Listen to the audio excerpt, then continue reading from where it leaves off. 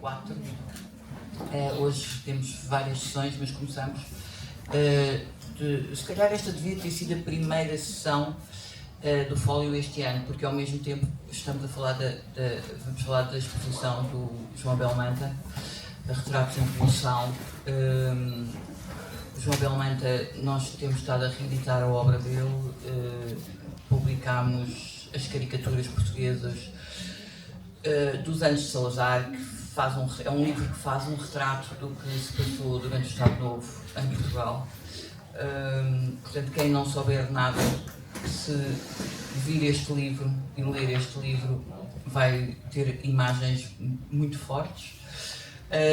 Depois fizemos também os cartoons do João Belmanta, de 69 a 92. O João Belmanta publicou sempre muito em jornais, e portanto fizemos uma nova edição do livro. Foi o Pedro Piedade Marques que coordenou as duas obras. O Pedro Piedade Marques é o maior especialista em João Belmanta, eu acho que se saiba. E aliás foi o Pedro, e queremos agradecer ao Pedro, que deu o título a esta exposição e que escreveu este texto sobre a exposição que está aqui que esteve durante este fólio na Casa da Tinta da China. Queria-te agradecer muito, Pedro, por a tua disponibilidade sempre. Eu acho que é uma obrigação de todos continuarmos a olhar para o trabalho do João Belmanta, que de facto é absolutamente original. E temos aqui dois discípulos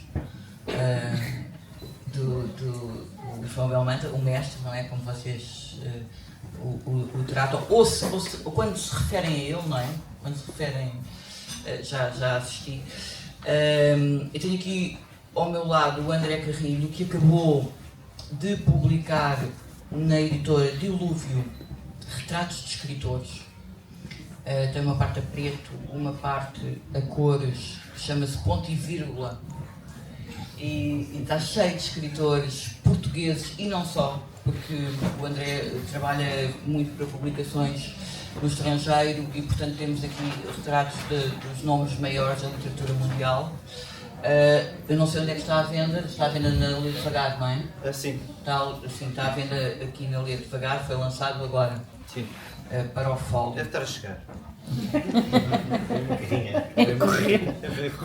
O que também está a chegar será o Arena, que é um livro que eu fiz com o João Fazenda, os 20 anos de cartoon político do João. O João, desde que o Ricardo Araújo Pereira começou a escrever na Visão a crónica Boca do Inferno, o João ilustra e de repente percebeu que tinha ali um retrato dos últimos anos, dos últimos 20 anos, dos acontecimentos sociais e políticos. E portanto vai sair agora em novembro, no fim de novembro, o Arena, cartoon político do João Fazenda, que eu recomendo. Portanto, como percebem, esta mesa é sobre cartoon político, qual é a importância do cartoon político, e temos aqui 3 craques. Eu começava por perguntar ao Pedro Piedade Marques, esta coisa dos escritores, dos cartunistas, têm sempre, para além dos políticos, não é? Uma das vertentes das obras dos cartunistas passa sempre muito pelos escritores e pelos atores, pelos criadores. Queres dizer alguma coisa sobre isso? Sim, aliás, nesse ponto, o Manta foi também um dos, se não o pioneiro, não é? Com esta galeria, que foi feita em pleno período revolucionário, que prolonga uma galeria inicial no jornal, na edição dos 50 anos do Diário de Lisboa, em abril de 1971, que ele já faz aquele famoso retrato triplo do Almada. Ou seja, era um retratista de figuras de cultura. Uma tradição na imprensa, que depois foi plenamente aproveitada pelo Vasco, pelo António, não é? E claro, e agora continuada com grande qualidade também pelo André Carrilho. É claro, o Manta fazia, e esta galeria é muito importante por isso. Os retratos não eram apenas de autores ou de gente ligada à cultura, eram de gente ligada a uma certa imagem de cultura como resistência política. Por exemplo, o retrato do Caraça seria completamente impossível antes de 1974. O retrato do Dias de Loureiro seria imediatamente proibido pela censura. E o Dias Coelho. Seria Dias de Loureiro. Podia ter feito algo. Podia. Se ainda fizesse cartoon durante o cavalquismo, teria feito. Seriam retratos completamente impossíveis. O retrato do António José da Silva, o retrato do Damião de Góis seriam completamente. Ou seja, havia uma ideia também de cultura como resistência, não é? Era uma ideia muito revolucionária, mas ele também alimentava os desenhos com essa imagem, com essa ideia, não é? Que os desenhos eram também trabalho político. No caso do Manta é bastante óbvio. É absolutamente. Aliás, nunca foi trabalho propriamente dito, ou seja, trabalho remunerado. Ele recusou sempre a ideia de que ele era extremamente ou exageradamente generoso. É uma ideia errada. Eu encontrei documentação dele, cartas com o editor da Odisseia, Figueiredo de Magalhães, em que ele exigia o pagamento pelas primeiras ilustrações e a demora desse pagamento se calhar tornou um bocadinho reticente a trabalhar com mais editoras. Portanto, essa ideia de que ele trabalhava de graça e oferecia tudo é errada. O único trabalho pelo qual ele nunca exigiu pagamento foi este trabalho do cartoon, porque para ele era essencialmente político. Não era um serviço, ele prestava um serviço a uma imprensa amarrada pela censura, e ele foi o único durante 5 anos a fazê-lo, ou seja, a fazer desenhos que ele sabia, e toda a gente sabia que iam ser censurados, mas fazia-o por uma atividade, por um desejo de marcar terreno político, essencialmente. Portanto, ele achava que não merecia esse pagamento. E isto chegou a um ponto, para o Diário de Notícias, o José Carlos Vasconcelos contou isso, o Diário de Notícias em 74 tem uma renovação muito grande. É um jornal consensual, não é? É um jornal para o qual até era um jornal que carecia, por exemplo, do editorial.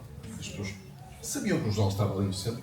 O que funcionava como editorial eram os desenhos do João Belmonte. Era aquilo que era primeiramente visto, comentado, e ele achava que esse trabalho não era um trabalho comercial e recusou sempre pagamento. Portanto, é claro que não é. Não é. Ele pôde fazer isso porque tinha meios. Ele, aliás, não faz isso. Só um nível de militância. Podemos falar sobre isso? Não, mas esta inclinação que tu também tens, para além das figuras políticas, fazes muitas figuras de cultura, é só porque te encomendam ou tens vontade de fazer caricaturas dos grandes vultos da literatura e da cultura? Não tem. Primeiro foi porque me encomendaram. E o primeiro trabalho que eu tive para fora de Portugal, em 2003, 2005, foi para a New York Times Book Review, em que eu tinha escritores e tinha que trabalhar com um diretor de arte, que era o Steven Heller, que era um amante da caricatura, e me ensinou muita coisa. Ensinou-me também uma fronteira que o João Belmonte é exímio, não é? Que é até que ponto é que a gente está a distorcer uma cara ou está a fazer um retrato, até que ponto é que é um retrato fisionómico ou psicológico, e também até que ponto é que a gente pode ofender ou não os caricaturados, porque os próprios jornais não querem, se calhar, às vezes alienar as pessoas que estão a entrevistar. Eu posso falar esta questão da remuneração, é interessante porque tem a ver, o meu percurso recente deste ano tem a ver com isto, que é, eu trabalhava para o Diário de Notícias há 16 anos, e no princípio do ano eles resolveram fazer uma experiência que é suspender os pagamentos aos colaboradores. E eu resolvi fazer a experiência de não trabalhar mais para eles. E pus-me nessa questão que é, então, mas eu vou ficar sem rendimento e tal. E comecei a ter, e cheguei a uma conclusão interessante, que é, o site do Diário de Notícias tinha, já não me lembro quantas, o Diário de Notícias vende à volta de 1000 e tal exemplares. E a atração que eu tenho nas redes sociais é maior do que eu teria no site deles. Portanto, isto tem a ver com um bocado, desculpem estar a falar de negócio, mas isto também tem a ver com esta questão, que é, será que é mais vantajoso estar a fazer cartoon político para o Diário de Notícias, que manifestamente, eu acho que se está a passar um bocado em todo lado, eles andam a começar a ter um bocado de reticências em publicar cartoons, porque é um bocado arriscado a nível, não é, eu não chamaria censura, eu acho que é mais, eles não estão na posição de apadrinhar o cartoon, porque eu acho que eles não estão mais preocupados com a sua própria sobrevivência, basicamente é isto, e com o canibalismo que está a ser feito das redes sociais em relação às receitas de publicidade à imprensa. Quando há dificuldades económicas, é sempre verdade e continua a ser, vão logo olhar para os desenhos a perguntar o que é que este desenho está aqui a fazer, que eu estou a gastar dinheiro com ele. No entanto, eu acho que pela atração que tenho pelas redes sociais, as pessoas gostam de ver desenhos e gostam de ter os desenhos. E sei que quando saí do Diário de Notícias, houve pessoas a escrever para o Diário de Notícias a reclamar que eu não estava no Diário de Notícias. Que eles não me disseram, disse-me uma pessoa que eu não posso dizer quem é, que está lá a trabalhar. Ainda lá está, acho eu.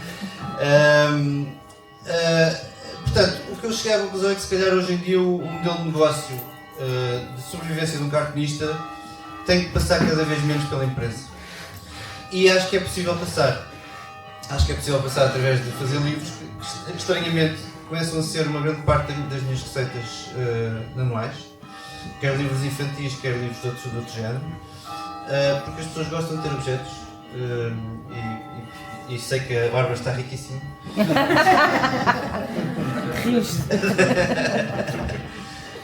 Não, mas sinceramente eu gosto de ir para onde sinto que o trabalho é apreciado e sinto que o público continua a apreciar o trabalho e às vezes os jornais já começam a ficar um bocado reticentes.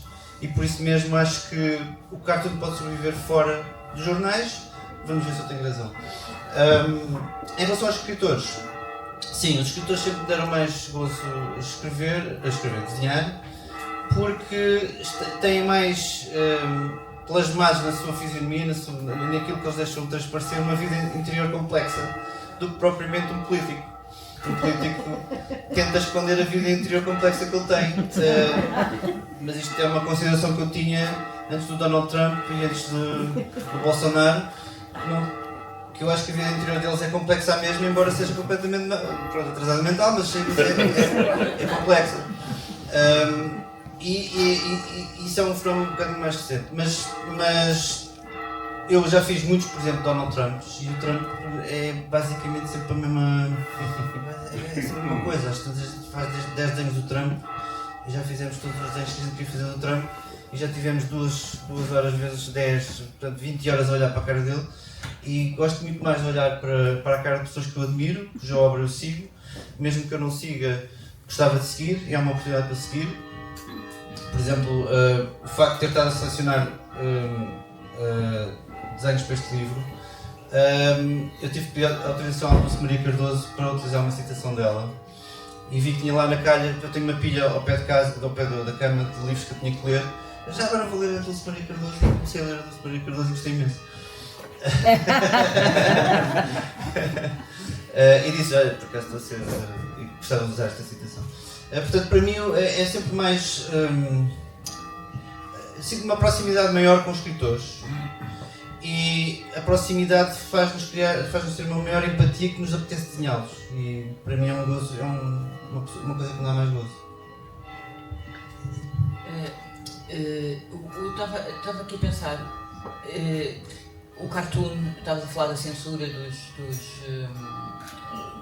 nos jornais, não ser uma coisa muito Eu nunca óbvia, fui não é censurado. bem censura, mas haver aquela, quer dizer, houve vários censurados e aliás houve pessoas que morreram por desenhos que fizeram, não é? Portanto, Mas não cá. não é assim, não cá, claro. Mas de qualquer das maneiras, no caso do o João Fazenda ilustra um texto humorístico semanalmente. Portanto, o texto já à partida já é provocatório. Acho que a intenção do autor é que seja provocatório. Ainda para mais, eu sei que tu fazes aquilo numas condições. Acho que eu revelo. Acho que podes revelar porque é muito mais interessante o resultado quando depois olhamos para. Quando nós abrimos a página agora do Expresso e lemos o texto e vemos o teu boneco. Não tenho microfone. Essa é imensa, bons livros. A experiência no caso do trabalho com o Ricardo é muito particular. Não é tão estranha, vista em retrospectiva, como ilustrador, depois de desenvolver um trabalho durante muitos anos como ilustrador. No início foi bastante angustiante, porque essencialmente eu não sei o que é que ele vai escrever.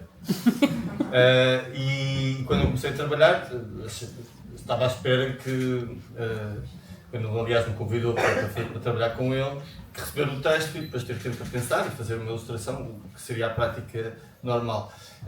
E desde a primeira hora isso não aconteceu, e faltavam 2 horas para entregar a ilustração e eu não sabia o que era o texto nem o tema. Isto na primeira vez. E uma hora antes de ter que ser entregue, ele lá me mandou uma mensagem a dizer: vai ser sobre isto.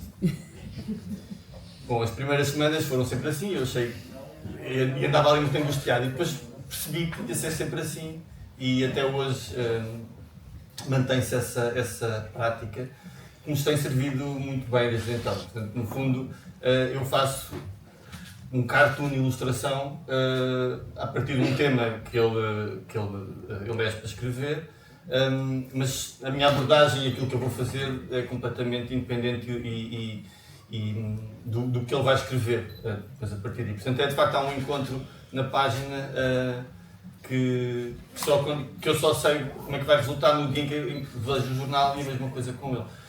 Portanto, há essa espécie de blind date. Isso também foi interessante porque eu acho que é um trabalho, esse trabalho que eu tenho vindo a fazer com o Ricardo, e daí eu poder agora passá-lo com um livro, não é como tu disseste, tem particularidade que é feito segundo os moldes da ilustração, mas depois acabou por ganhar uma vida própria e a espaços, não diria que são todos, mas funcionarem como cartoons. De facto, eu já não estou só quase a responder só a responder, salvo seja, mas estou a responder a uma ideia de tema, um editorial. É porque tu foste contratado para fazer ilustrações e, por exemplo, só para continuar a falar do Ricardo, ele na Folha de São Paulo também escreve todas as semanas e tem uma ilustradora. E a ilustradora não faz cartoon, percebes? Ou seja, tu pegaste nisso e foste tu que transformaste uma ilustração num cartoon. Sim, de certa maneira. Qual é a diferença? Como é que... As diferenças não, mas são... como é que, sim, em termos conceptuais? Eu diria que ali há um espaço muito próprio, há um tipo de humor, há um equilíbrio entre o texto e a imagem que não estava programado, que foi acontecendo. Eu também fui percebendo o que é que podia fazer ou não dentro daquele espaço. Por exemplo, lembro-me logo também nas primeiras semanas, portanto isto há 20 anos, eu ter feito, o Ricardo escreveu sobre onanismo. E eu não sabia o que é que havia de fazer. E fiz uma pesquisa. Fiz uma pesquisar. E depois lembrei-me daquelas colheres de pau que se usavam para coçar as costas. E sabem bem, não é? E hoje em dia se calhar ponho uma aranha na cabeça, aquelas coisas. E fiz um desenho com uma personagem toda contente a rastelar-se com. E de repente levei uma editora, na altura, a Cláudia Lobo: olha lá, este desenho, isto é mesmo para o texto. Eu não sei o que é que ele escreveu, mas deve ser. E portanto, eu fui percebendo, e ele também, acho eu, como é que o espaço que havia para cada uma das partes e esse diálogo acabou por ser uma coisa muito natural. Eu não, isto para dizer, eu não sei exatamente onde é que está a linha que divide a ilustração do cartoon. Eu diria que está no caso em concreto deste trabalho, e a forma como olho para ele, está na medida em que estes cartoons vivem já fora do texto. Portanto, vivem para além da página e funcionam, são imagens que funcionam fora do contexto em que foram criados, portanto, fora daquele momento da ilustração, não precisam do texto, não precisam de nada, têm a sua autonomia. E nesse sentido, algumas funcionam de facto assim. E eu percebi isso mais tarde, e daí ter feito essa reavaliação do trabalho também, que não era muito evidente para mim. Mas eu queria buscar uma coisa agora anterior, porque o André estava a falar da questão da censura e das personagens. Eu não sei se posso fazer aqui um desvio. Podes, se eu quiser. Porque não, falas a falar do Trump e eu faço, paralelamente a este trabalho, faço um trabalho muito diferente para os Estados Unidos. Eu trabalho há 6 anos para a New Yorker e faço todas as semanas o editorial da New Yorker, que é 50% das vezes sobre o Trump e depois já deixar outros assuntos. E então, desenhei já muito o Trump, já não tenho a dizer. Mas há uma grande diferença, e por causa da censura e da questão de como é que eles olham para os desenhos, eu deparei-me logo com uma cultura, sempre que eu estou a trabalhar sobre temas políticos nos Estados Unidos, da vida política americana, que influencia e que nos diz respeito de alguma maneira a todos, mas visto da Europa, visto daqui. E percebi que não podia fazer uma série de coisas. Eu não percebi porque eles disseram, não podes fazer. Percebi porque, enfim, submeto ideias, eles mandam para trás, e percebi que o grau de ação, portanto, as possibilidades que eu tenho de fazer aquilo que eu faço na visão, fiz em visão e faço agora no Expresso e noutros sítios, não é de toda a mesma coisa. Não tenho. Há uma série de ideias que eu sei que já não passam lá e que aqui nunca levantariam nenhum problema, uma espécie de problema. E eu acho isso muito curioso.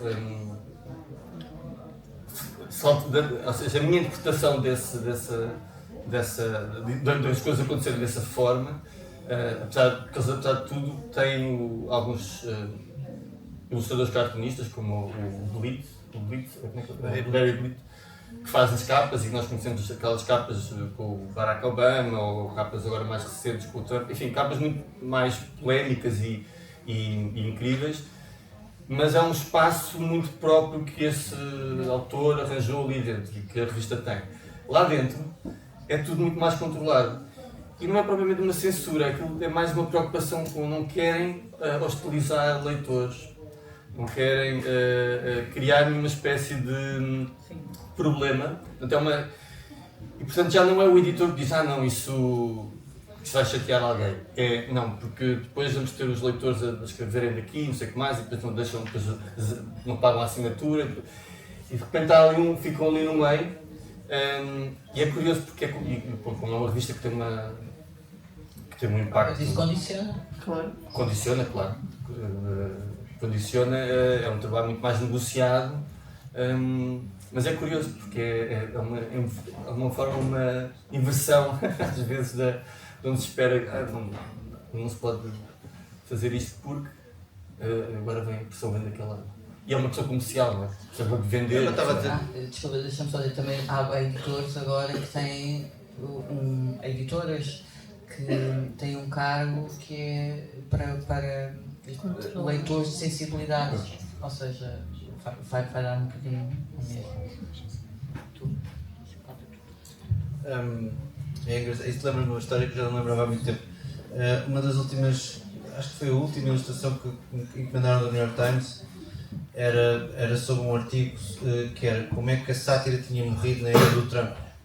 Porque como é que se satiriza o Trump se ele já é em si o exagero. Portanto, eu, por exemplo, eu tenho cartoons de há 10 anos em que eu exagerava um assunto E passado 10 anos aquilo tornou-se realidade, porque já está cada vez mais. E depois as pessoas vêm dizer: como é que tu previste? Não, eu só faço. É só exagerar um bocadinho, até a conclusão lógica, e as pessoas ficam muito espantadas como é que aquilo depois se torna realidade. E então o diretor de arte, que era o Matt Dorfman, disse-me: olha, é sobre o fim da sátira na era do Trump, mas por favor não desenhe do Trump. Eu, ok.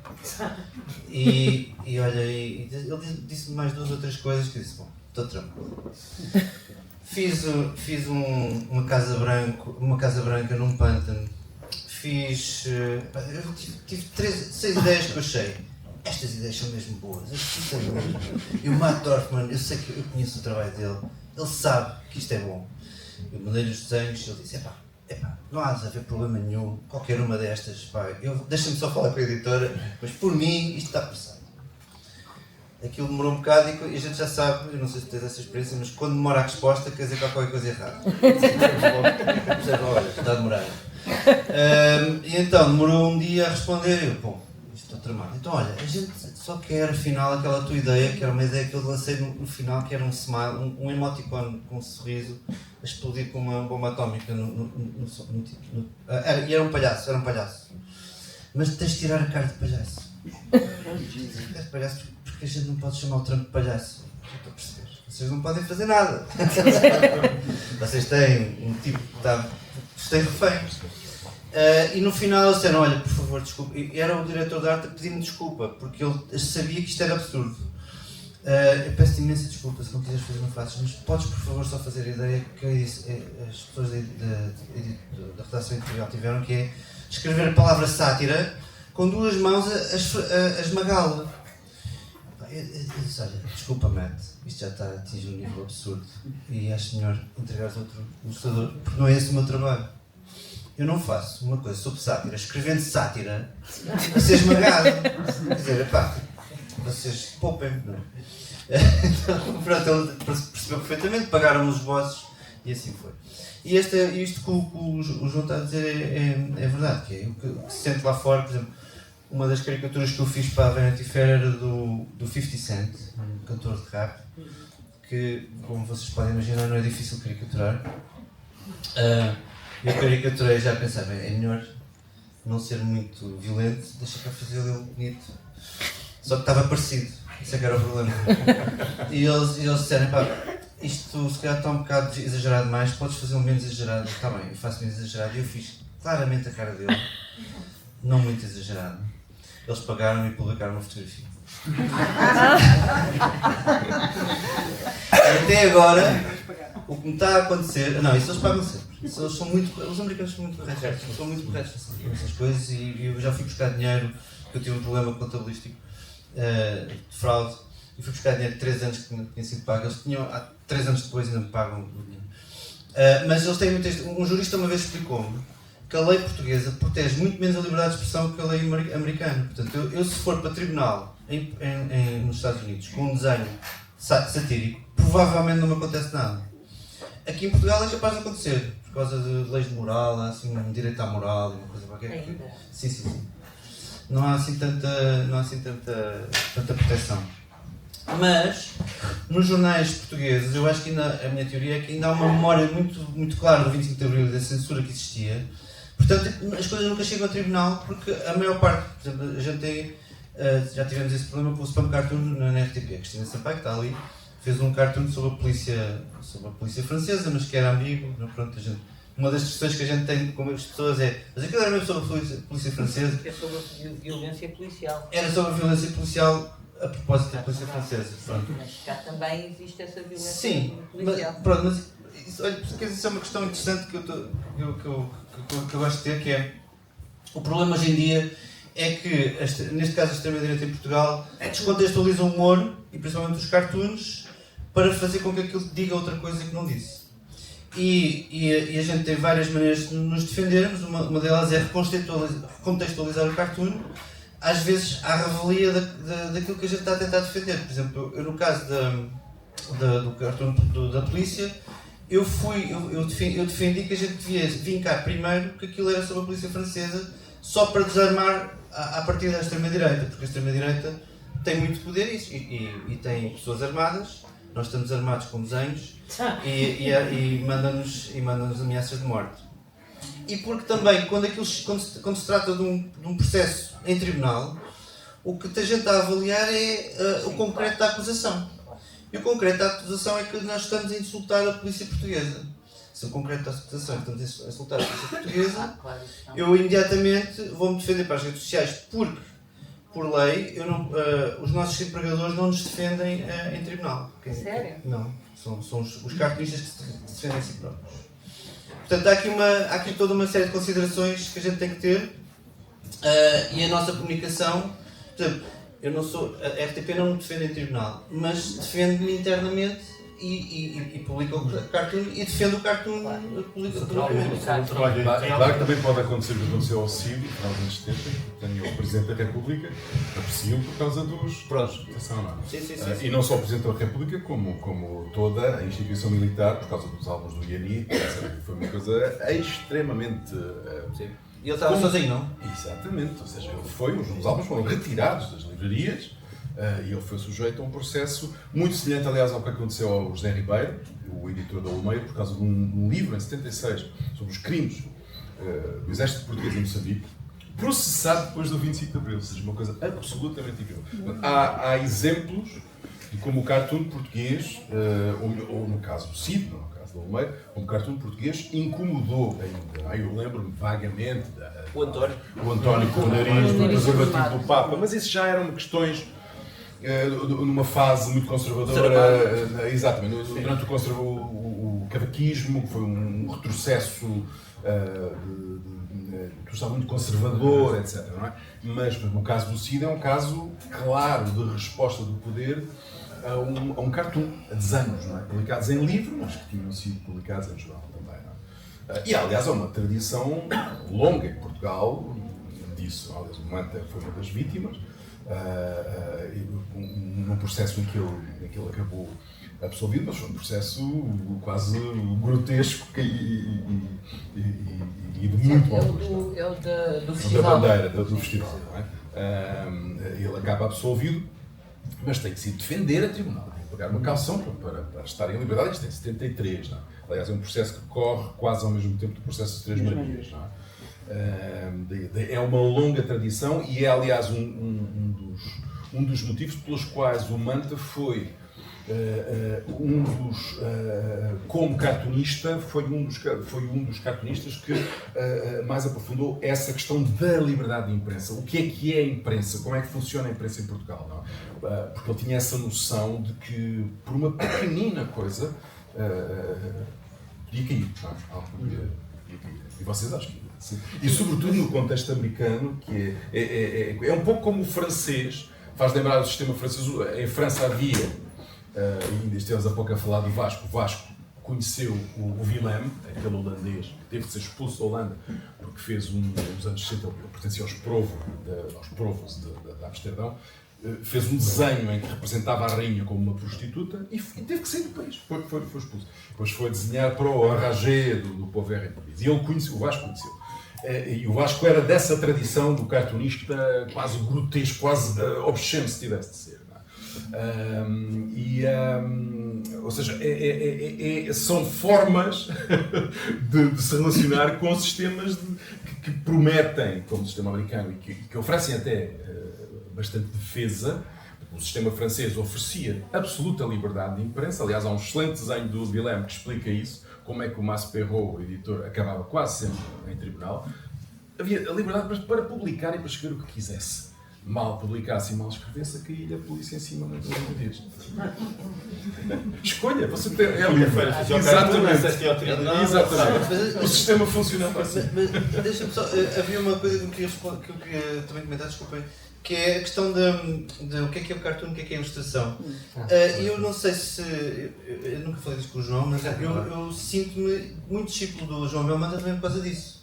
Porque ele, para nós, não teve essa fronteira. Porquê? Porque a ilustração era simplesmente um pretexto para pensar e para refletir no qual é que era a nossa própria Sabes o que é opinião. que eu acho que isso aconteceu? Aliás, estive a ver parte muito pequena do espólio do Vasco na sexta-feira em casa do filho dele. E noto agora, e os melhores desenhos para mim do Manta são desenhos que não funcionam exatamente como cartoon. Cartoon no sentido de comentário político, humorístico a um momento, a uma personagem ou personagens daquele momento. Há desenhos do Vasco que hoje são quase incompreensíveis. Aquelas caras já não se reconhecem. Alguns destes desenhos esperemos que haja uma reedição destes cartoons do Manta, eu começo a pensar que eles precisam todos de legendas, porque há aqui caras que são... E eu creio que isso nasceu da relação dele com a censura. A censura obrigou-o, porque ele não podia desenhar o Caetano, não podia desenhar os políticos do governo do Caetano. Ele percebia que isso era complicado. Orientou-se para uma prática de um desenho mais genérico, aprofundando a leitura que ele fazia da nossa realidade, da nossa psique. E esses são desenhos absolutamente notáveis. O Vasco tem isso também. Não é? Os melhores desenhos do Vasco são desenhos genéricos, um pouco sobre a situação de ser português e de ser. Não é? No caso do Manta, isso deriva da relação com a censura.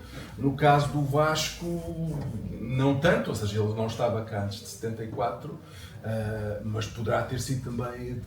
Ter chegado a essa conclusão. É bastante interessante porque isso. Nós temos.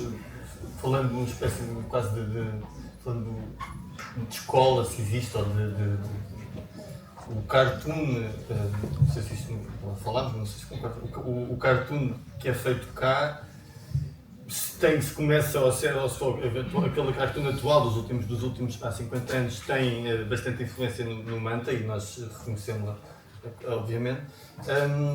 É muito diferente daquilo, por exemplo, do cartoon que se faz em Inglaterra, do cartoon que se faz em França, inclusive do ponto de vista de quem o faz. Eu, por exemplo, vivi muitos anos em Inglaterra e conheci muitos ilustradores e alguns cartunistas. Nunca eram a mesma pessoa. Porque quem fazia cartoon, quem faz cartoon político, há um determinado tipo de expressão gráfica que é muito particular e que é colado ao cartoon, e raramente a pessoa que faz comentário político e cartoon político vai fazer outras coisas, faz ilustração, ou faz... Enfim, como nós um pouco aqui, por razões diversas, fazemos um pouco de tudo, porque o país é pequeno e precisamos de... Mas mesmo o termo cartoon, não é? Ainda há pouco falava com alguém acerca disso, e alguém que está ligado a uma exposição que vai abrir ali do o uso do termo cartoon, o primeiro uso, talvez tenha sido em 75. E é curioso porque é um uso diferente do uso. Ele não se assumia como caricaturista, ou seja, não era no sentido do caricaturista de imprensa, era no sentido de alguém que até menosprezava culturalmente este trabalho. Ou seja, o cartoon para ele era o filme animado dos 3 minutos antes os Looney Tunes, era uma pequenina caricatura, ou seja, era algo que ele precisava de fazer para combater a censura e depois para defender a revolução. Mas era algo que ele não investia provavelmente numa grande importância cultural. Isso é curioso porque, por exemplo, o Vasco publica um ano antes o primeiro álbum dele em Portugal são os desenhos políticos.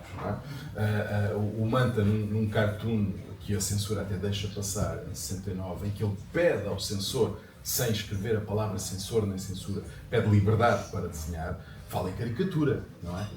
Ou seja, o termo cá também dilui-se um pouco, não é? Mas de facto há uma maneira de fazer cartoon ou caricatura que o Manta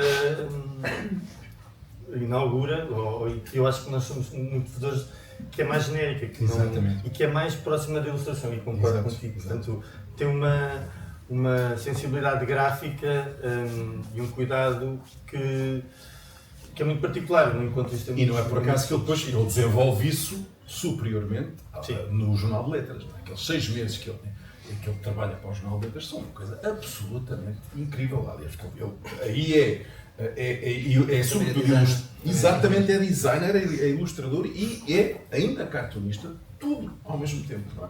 Coisa que eu acho uma situação quase Sim. difícil de Mas, por exemplo, explicar. o Stuart também fazia O Stuart, entre exatamente. a banda desenhada Exatamente. mais para crianças Exatamente. e pronto, o Bordal Pinheiro também fazia um pouco Sim, tudo. claro. Eu acho que eu quando Até é editor, não é? No caso do Sim. outro. Eu quando me perguntam, por exemplo, principalmente a audiências que não são deste país, o que é que eu sou um ilustrador, mas sou um ilustrador português, que tem características específicas. E as características eu acho que são o que o João e o Pedro estavam a dizer, que é multidisciplinaridade, portanto a gente não pode fazer só, não podemos especializar-nos, porque senão passamos fome. Agora se calhar já com a internet e já há muita pessoa que trabalha, por exemplo, em animação e que trabalha para todo o mundo. Portanto, fazemos ilustração, fazemos cartoon, fazemos livros e cada uma dessas áreas vai contaminando as outras. Portanto, lições que a gente apanha num lado, a gente vai aplicar no outro. Mas o resultado, e depois com as ferramentas digitais, não sei o quê, o resultado acaba sempre muito parecido com o que o João Belmanta já fez. Eu estava precisamente a pensar nisso, estava aqui à procura da ilustração que levou o João Belmanta a tribunal. Exatamente. E que eu descobri por acaso, por primeiro acaso, que está nas mãos da coleção Manuel Brito, não é?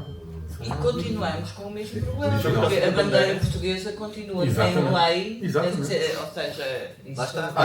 Ainda me lembro do que aconteceu ao João Grosso, nos anos 80, por causa de uma simples... Eu acho que desde que o André Ventura exibiu uma bandeira de Portugal em cuecas, nós ganhámos todo o espaço. A partir daí tudo é possível, não é? Aliás, nesse Sendo caso, a aventura é mais uma fralda, por causa do que está dentro da... no caso da bandeira do já Manta, fizeste um cartoon.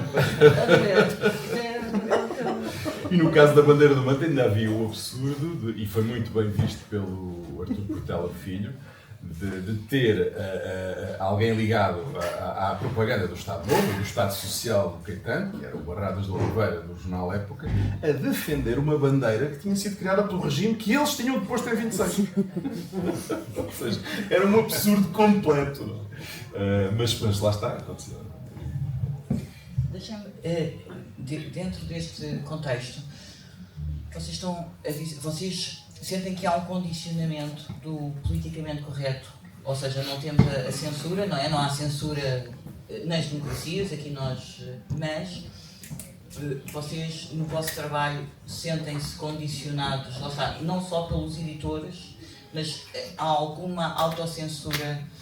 Há desenhos vossos que são muito violentos, ou seja, que são muito violentos, são cruéis, mas essa também é um bocadinho a ideia, a sátira do cartoon político, não é? Vocês sentem isso, quando estás a trabalhar no teu trabalho, sentes essa pressão? Eu gostava de saber dos dois. Queres tu primeiro? Honestamente não. Eu também não, pronto, obrigado. Depois há esse diálogo, não é, com os editores, com tudo, mas não consigo, para pensar, começar a ter ideias e pensar nos assuntos, não consigo vislumbrar nenhuma espécie de impedimento à partida. Ou seja, há uma série de condicionantes em qualquer trabalho, e o nosso trabalho tem esses condicionantes, tem que ser feito em cima da hora. Eu, por acaso, utiliza-se muito agora lembro-me de uma coisa do Ricardo, utiliza-se muito uma série de terminologia associada às armas para se falar dos cartoons. E eu penso muitas vezes que o trabalho do cartoon, do ilustrador de imprensa, é um trabalho feito à queima-roupa. Lá está, que é uma coisa muito rápida, com pouco tempo, e não temos esse impedimento, ou essa condicionante, temos a condicionante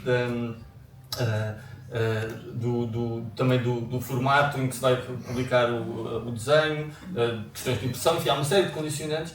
Pensar tematicamente de tema ou que há condicionantes para as ideias, eu acho que quer dizer, eu pelo menos não consigo vislumbrar. Agora, depois das ideias aparecerem, podemos obviamente falar, discutir o impacto das ideias e se as ideias têm interesse ou não. Mas como em última análise, para mim, de facto não há nada que esteja fora dos limites, até alguém dizer, pô, não gostei, tudo bem, mas não é de facto uma questão, nunca foi. Queria, e pode ficar para falarmos depois de responder, que é, porque há bocadinho estávamos a falar do cartoon, agora há uma outra coisa que esse assim preocupa-me hoje em dia, e não é propriamente uma censura, é a questão do contexto, e estavas a falar a palavra contexto, e eu lembrei-me, acho que a Cristina que está aqui, a Cristina Sampaio, já o referiu também. E a questão do cartoon, que há bocadinho falaram sobre a polícia, e a questão do contexto, é muito chato, porque nós hoje em dia parece que nos temos que defender o nosso trabalho, tornando-o literal. Ou seja, isto é só sobre isto. O que é bastante empobrecedor do ponto de vista artístico e criativo. E essa sim é uma questão que me preocupa, porque as coisas nunca são só sobre isto, são sobre mais coisas. E a validade, para mim, ou o interesse de qualquer objeto cultural é a possibilidade das suas interpretações e a riqueza que existe à volta dele da interpretação, e isso é que permite o nosso diálogo, andarmos a discutir as coisas e pontos de vista. Isso é que torna, se um objeto não é passível de criar de ter espaço para essa ambiguidade, torna-se muito pobre e não vai sobreviver. E eu acho que o que é interessante é nós olharmos para estas coisas do Abelmanta, os seus trabalhos, e nós, se calhar, já não estamos na posse de todos os elementos para os avaliar, mas ainda há muita coisa neles que nos pode interpelar e que nós podemos ler e tirar e ter ideias a partir deles. Portanto, essa é uma riqueza de qualquer trabalho. A partir do momento em que nós temos que nos defender a partir da literalidade das coisas, essa riqueza desaparece. E no trabalho do cartoon é essencial que ela exista. E sim, não é que eu deixe de fazer as coisas de determinada maneira e dizer isto tem que ser só sobre isto, mas é uma questão que me preocupa. Porquê? Porque o contexto desapareceu. E nós deixámos de ter a defesa das páginas dos jornais, em que havia de facto esse impacto, e as coisas estavam dentro de um certo contexto, que era um contexto cultural e o próprio objeto de jornal, portanto, e passaram a viver fora, portanto, sem nenhum espaço. Elas podem aparecer no feed do Facebook ou das notícias, enfim, foi o que aconteceu nomeadamente com este cartoon da Cristina, e que se presta à manipulação. Quando ele desaparece no contexto, presta-se essa manipulação. E eu encontro aqui para defendermos dessa manipulação, temos que o defender pela literalidade da questão. E aí não estaremos também a retirar valor ou importância ao trabalho, porque daqui a 20 anos, 30 anos, 40 anos, se ainda alguém tiver cachorro ou alguém se lembrar de olhar para os nossos desenhos hoje em dia, é natural que já não entenda metade das coisas que lá estão, o contexto da época. Mas se as ideias forem boas, ou seja, o bobo que diz que o rei vai nu, isto é uma coisa que funciona desde sempre. E nós vamos perceber essas piadas mais tarde, independentemente do contexto específico. O importante é que se continue a estudar e a tentar compreender, porque eu estava-me a lembrar agora disso, do uso ou de um possível abuso, não que o António tenha feito, ou seja, há um cartoon dele em 74, em 75, depois do aparecimento do cartaz Povo Vasco MFA. O António é cartunista do Expresso e copia, é um pastiche, aliás, muito bem feito, do desenho do Manta, mas para criticar o cartaz, dizendo que o Vasco Gonçalves não era tudo, havia uma vasta camada social, etc. Ou seja, a criticar o suposto culto da personalidade do Vasco Gonçalves. O Manta não respondeu, não deixou. O António tem agora uma grande exposição dos 50 anos da carreira dele, e isso foi mostrado, ainda não vi o livro, mas foi mostrado, esse cartoon veio reproduzido, e tem uma legenda em baixo, não deixa de ser um cartoon do António, apesar de parecer um cartoon do João Abelmanta, e tem uma legenda em baixo indicando que é uma referência, é um desenho, apesar de ser um cartaz e não um cartoon do Manta, um desenho de João Abelmanta, que em 74, cujos desenhos em 74 e 75 glorificaram sempre o PCP. Isto não é correto. Eu agradecia que a pessoa que escrevesse essa legenda me provasse com ou já agora todos, não é? que isso aconteceu. Ou seja, é importante para, mesmo o contexto, e o contexto vai irremediavelmente esboroando-se, não é? Vai desvanecendo, ficaram muito poucas coisas, mas é importante que as pessoas continuem a falar e a estudar, porque senão há perdas irrecuperáveis. Não era invalidante, mas é um tema. No limite, desculpa, tem que ser a obra, o trabalho a responder no limite, claro. Portanto, daí os elementos para compreender, neste caso o cartoon, podem encontrar-se lá. Eu não conheço agora o cartoon em particular, mas há coisas que nós conseguimos, da própria obra deve defender, até porque ela é um clichê, depois dela ser publicada já não é nossa. E é mesmo verdade, é mesmo assim. Portanto, lá está, a tal interpretação passa para o outro lado, nós já não dominamos a narrativa. Mas eu se calhar não estou totalmente alinhado, mas eu acho que se calhar é uma boa pista para a diferença entre cartoon e ilustração. Eu acho que essa questão da ambiguidade, eu acho que uma ilustração pode ter mais do que um cartoon. E no caso, por exemplo, no caso da polícia, mas posso dar montes de exemplos. O contexto enquadra uma proposição simples de um cartoon noutra.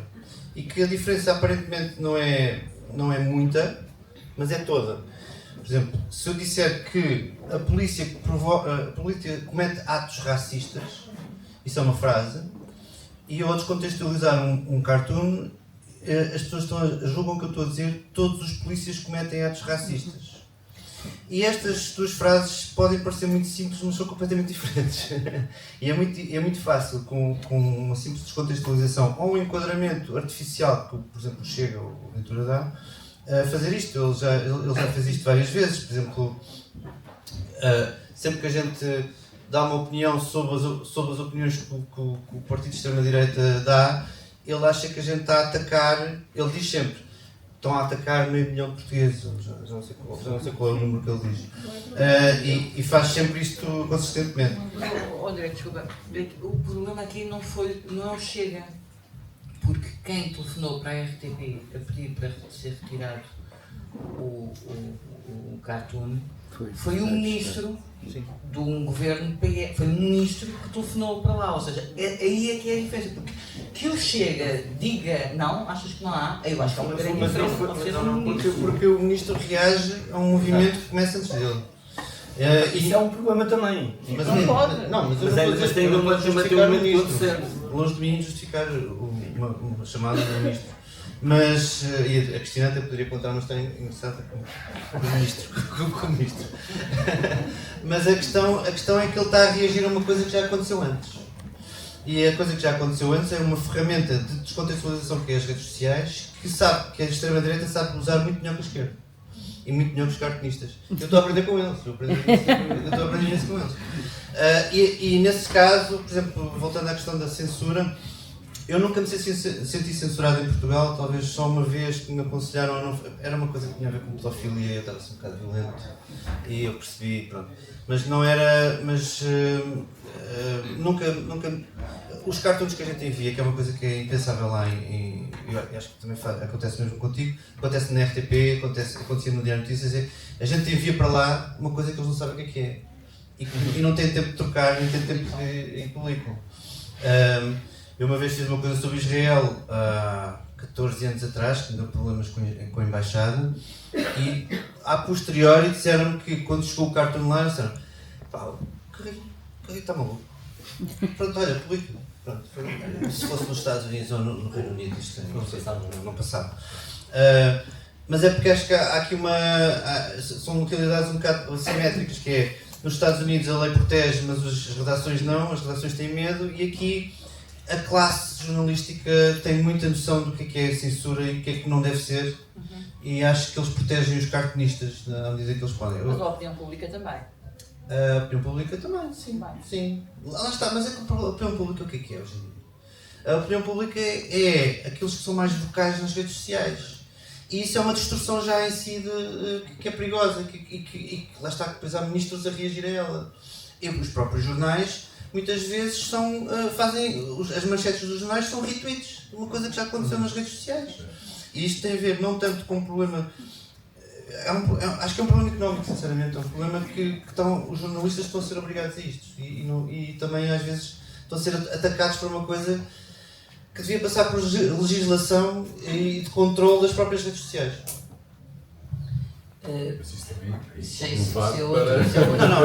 Responsabilização. A responsabilização de mensagens difundidas por algoritmos que são definidos por seres humanos. Exatamente. O Facebook, infelizmente, é muito difícil de... O algoritmo não é neutro. Não existe liberdade de expressão nas redes sociais. Eu, se quiser atacar o Elon Musk no Twitter, eu não consigo. Porque o Elon Musk introduziu aqueles comentários aos posts no Twitter, que é a própria comunidade pode dizer se isto é verdade ou não. Tenta fazer isso num post dele. A ver se consegues. Não consegues. Tal como eu também não estou a imaginar um cartunista do Expresso a atacar a família Balsemão ou os interesses financeiros. Mas é mais provável. Será? É mais provável. Pode não acontecer. mas apesar de tudo, se calhar não estamos já. Os tempos são outros e eu diria que é quase que. Às vezes até parece que já não é possível chatear, porque já tanto. Já não tem o impacto cultural que tem, claramente, mas como também a classe política aprendeu ou reaprendeu, que é uma coisa recorrente, a lidar com o humor e a ter que ter jogo de cintura, a não ser, enfim, quando não tem sentido de humor nenhum, e esses sabemos quem são. Portanto, aceitam naturalmente uma série de piadas e mesmo que os tornem que fiquem desconfortáveis. Eu lembro-me de cartoons, nomeadamente no público, a dizer mal ou a criticar ou a fazer pouco do Belmiro. Eu acho que é possível fazer isso. Claro que há um momento em que, bom, estás-te a esticar, se calhar pode ser despedido, de outra maneira. Também se faziam isso aos Sim, há várias maneiras de censura. Eram os bobos da cor, não te contratar ou trocar o editor, há muitas maneiras, não estamos a falar sobre isso. Agora, é curioso pensar, porque a vossa geração tem algo que é a geração da Marta, estamos a falar o Vasco até vinha de França e tinha essa experiência de trabalhar num meio muito ativo em termos até de provocação política, como era o Mundo de Paris e das edições radicais de esquerda, mas essa geração não conheceu, não teve esse acesso à imprensa estrangeira que vocês têm, até ao reconhecimento internacional, mas pelo contrário vocês não têm essa expectativa brutal que havia na imprensa nacional quando saía um desenho. O José Carlos Vasconcelos contou-me que o Bruá, que hoje é quase inimaginável, quando o Mante desenha o Palma Carlos a tapar o ouvido com um grande canhão e a sair uma balinha. Aquilo foi teve um impacto. Toda a gente falava daquele desenho. Toda a gente falava daquilo. E ele disse-me durante meses que falava daquele desenho. Isso hoje é mais... Bem, eu tenho um exemplo. Eu, recentemente, ninguém me pede ilustrações sobre a guerra em Gaza, sobre a Palestina. Pois. Em França. Eu faço para a internet. E acontece uma coisa interessante. É que são os desenhos que têm mais partilhas que eu tenho. Eu tenho um reel no Instagram que tem 500 mil de visualizações, que é sobre a Palestina. E aconteceu ao contrário, ou seja, como ninguém me pede, houve uma publicação que me pediu para ilustrar um número dedicado ao aniversário do 7 de outubro, em que tinha lá várias pessoas pró-israelitas, pró-sionistas e tal, que eu não me identifico muito com aquelas opiniões e eu tentei um bocado dar a volta e tentei esquivar um bocado. Mas foi a única vez que me pediram alguma coisa sobre isso. Então eu fiz uma animação que fiz para as redes sociais e aquilo foi muito mais partilhado do que teria sido em qualquer jornal. Eu inclusive tentei depois falar com os jornais, eu tenho aqui este desenho, podes criar interação nas redes sociais, mas eles acho que os jornalistas ainda não percebem, em Portugal não percebem bem como é que vão utilizar aquilo. E como aquilo teve interação, depois o Courrier Internacional em França pediu-me para publicar o desenho. Portanto, e é aqui que eu estou a dizer como é que o cartunista hoje em dia se pode colocar, que é, já tive 2 ou 3 casos, alguns casos, mais de 2 ou 3, em que acontece uma coisa e eu faço logo um desenho e depois tento vendê-lo. Porque eu sei que as publicações não estão a reagir com a rapidez suficiente que as redes sociais, por exemplo, têm. Portanto, aquilo já está a acontecer e ainda vai ter que alguém tomar uma decisão de vamos fazer um desenho, a quem é que pedimos o desenho, onde é que ele vai o desenho, qual é o formato do desenho. Pronto. E eu já tenho o desenho, já está aqui o desenho. Portanto, foi quando começou a guerra na Ucrânia, fiz logo um desenho que foi no Expresso, depois foi publicado em Londres. E eu ando a pensar muito nisto, é que a velocidade das coisas e a velocidade a que a gente pode responder também pode um bocado estar a mudar o caráter do cartoon político. Sendo que temos muita consciência de que isto que o João estava a dizer, que também estava a dizer, que é o cartoon hoje em dia já sabe que pode ser posto em qualquer lado a qualquer hora. E pode ser partilhado por qualquer pessoa. Eu uma vez fiz uma coisa sobre a Troika que foi partilhado por um site de neonazi que eles concordavam com o cartoon. Às vezes acontece. Eu tive que lhes mandar uma mensagem e dizer, por favor, vocês não usem isso no vosso site. Mas quem é que me diz que foste tu que fizeste? Lá está, outra coisa. Se a gente não assina o desenho logo, é um problema. Acho que também não podemos esquecer que, como desenho ou não, porque o John Hartfield não desenhava, mas publicava essencialmente na imprensa as fotomontagens, não é? O John Hartfield era um dos maiores inimigos do Partido Nazi. O John Hartfield, quando eles chegaram ao poder em 1933, estava, acho que, nos 20 primeiros nomes a ser. Ele teve que fugir para Praga. Quando chegaram a Praga os nazis, ele estava nos 5 primeiros nomes. Apenas por publicar na imprensa. Portanto, isso ainda acho que, não é? Quer seja um desenho, quer seja uma colagem, quer seja a imprensa, eu creio que ainda pode ter, até porque os nazis não desapareceram, os neonazis estão aí em plena força, e lembro-me de ver há pouco tempo um documentário no meio de uma realizadora alemã sobre o que é que está a ser ensinado nas escolas da província na Alemanha, sobre o que foi o Holocausto. E é assustador os pezinhos de lã que as pessoas têm de ter para explicar que houve massacres na Alemanha, que em Dachau houve um campo de concentração. O que é que era um campo de concentração? Os pezinhos de lã que é preciso ter para explicar a uma rapariga ou um rapaz de 15 ou 16 anos o que é um campo de concentração. Isso é extremamente perigoso.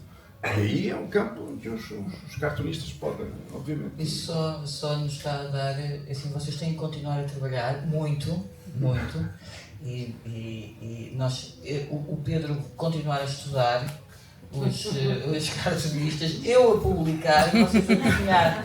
Ficamos aqui, queria agradecer muito a vossa presença. Não sei se há alguma questão do público. Pode ser. Porque se calhar não ficava mal falar sobre, vamos levantar. Eu ontem fiz a apresentação de um livro sobre um grande editor, o Hilário Salgueiro, de Inquérito. Criou em 1986 a editorial Inquérito. E já há pouco falavam, não se trata de cartoons, não é? Mas seria bom relembrar a importância que teve, por exemplo, o Fred Kradhofer, o Manuel Ribeiro, não sei se o nome vos diz, Manuel Ribeiro de Pavia, enfim, ligado, não era um político, mas era de combate, por capas de combate político, não é? Para além dos textos, dos neorrealistas, como sabe, o editor contratava depois ilustradores.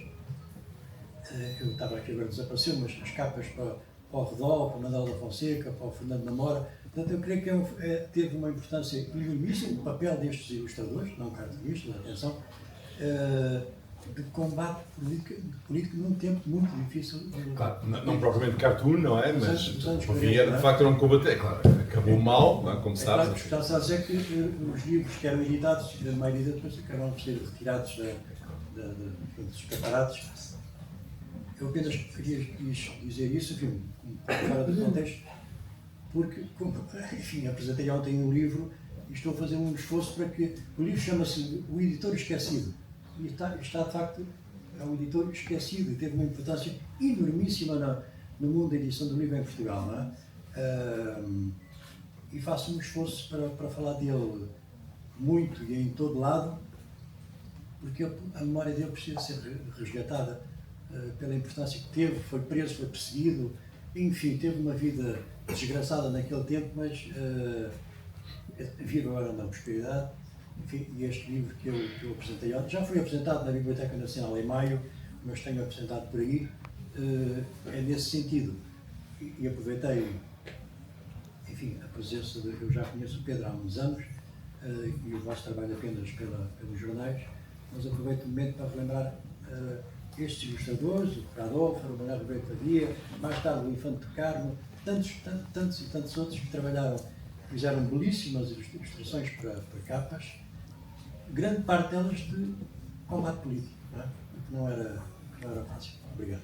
Mas o Pavia tem até, quando o Manta foi, depois de ser liberto, no final de fevereiro de 48, ofereceu-lhe um desenho que está na coleção no acervo do Museu Abel Manta de Gouveia, onde está uma outra exposição do João Abel Manta. Também é preciso explicar isto às pessoas, que a grandeza da obra dele é tanta que é possível abrir duas exposições ao mesmo tempo, com cada uma com mais de 1/4 de milhar de peças. Mas o Pavia ofereceu-lhe um desenho quase no fundo, és dos nossos agora, não é? Ele tinha 20 anos. É claro, era uma geração que fazia protesto político encoberto. Exatamente. Protesto político encoberto, aliás, como o Manta começa a fazer cartoon com pequenos desenhos de caráter político mesmo, ou seja, a neta dele encontrou em casa dele um desenho que eu não conhecia, dois desenhos que eu não conhecia, que provam, por exemplo, que ele no final de 48, depois de estar preso, estava a fazer desenhos para a campanha do Norton Matos. Era tudo absolutamente cartoon político, mas impublicável em Portugal. Em 1948 não podia ser publicado. Mas é uma geração que ele depois vai, de certo modo, continuar no trabalho direto na imprensa. Não é? Uma coisa que, quando ele começa a fazer em 69, mais ninguém fazia. Eu também gostava de mencionar isso, que é verdade, que eu sempre que tive alguns dos meus melhores trabalhos e senti-me mais apoiado era por editores específicos. Por exemplo, há o diretor de informação da RTP, que é o António José Teixeira, foi ele que me levou para o Diário de Notícias originalmente, e é ele que andou com o spam cartoon da SIC, depois na SIC e depois pôs na RTP. A independência que a RTP hoje tem, que se deve, acho que apoia a Maduro e a uma administração do PSD, que tornou aquilo um bocado independente, e que nós temos mas temos bastante liberdade, precisamente porque somos protegidos pelos editores, claro, e principalmente por essa figura. Na Vanity Fair tinha o Graydon Carter, que era um grande amante do cartoon. Portanto, há sempre assim umas figuras que nos apadrinham realmente, e que nos acarinham e que nos fazem ir mais para cima. Bom, antes de mais, parabéns, sou vosso amigo e sou grande admirador, há muitos anos. Eu só porque, não conhecendo pessoalmente o Pedro, tenho que lhe agradecer também a maneira como veio aqui lembrar a figura do Vasco, de quem fui de facto muito amigo, e confirmo que ele não gostava da palavra cartunista, caricaturista.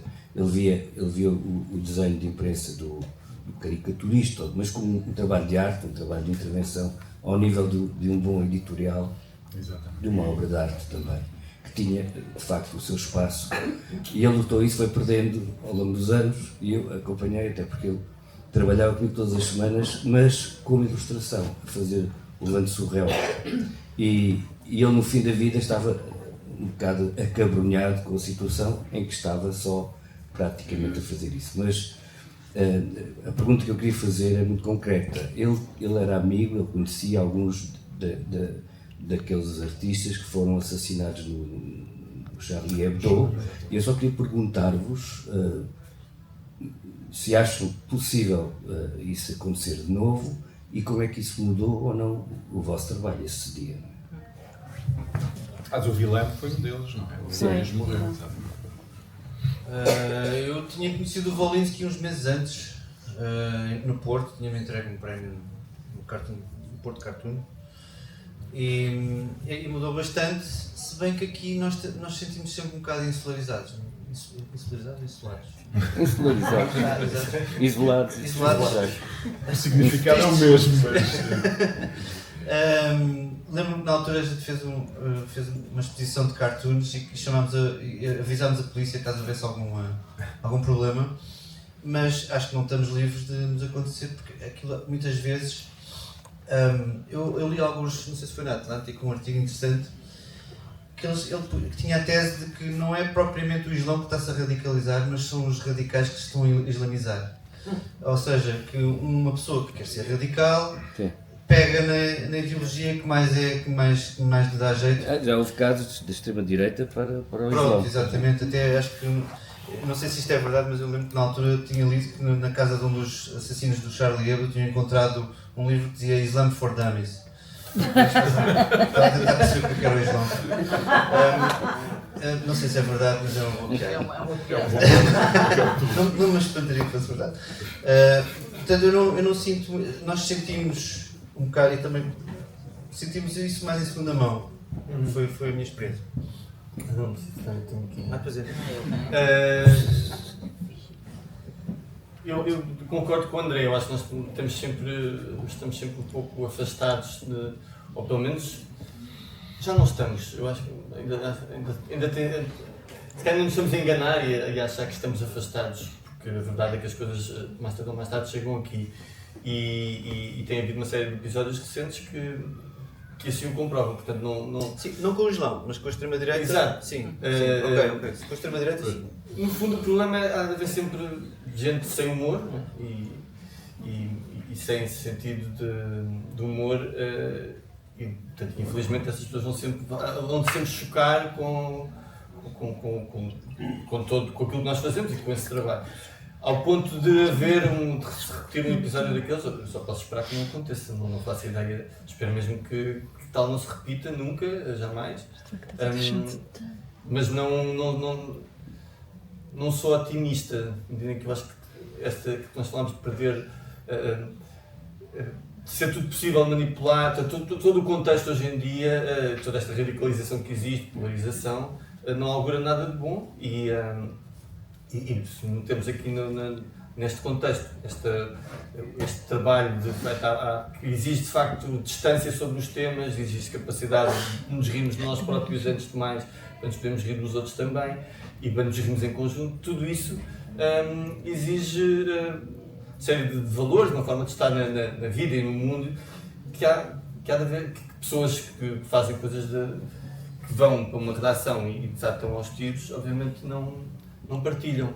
Isso é um problema que nós também não podemos ficar com medo de deixar de o fazer, certamente. Mas infelizmente não me parece que as coisas estejam muito animadoras. Espero mesmo que não se repita como nós todos. Mas eu espero que vocês continuem no combate. Essa parte é importante. Todos, de alguma maneira, todos nós temos que fazer alguma coisa perante cada um com o que tiver ao seu alcance. Estamos aqui. Muito obrigado a todos.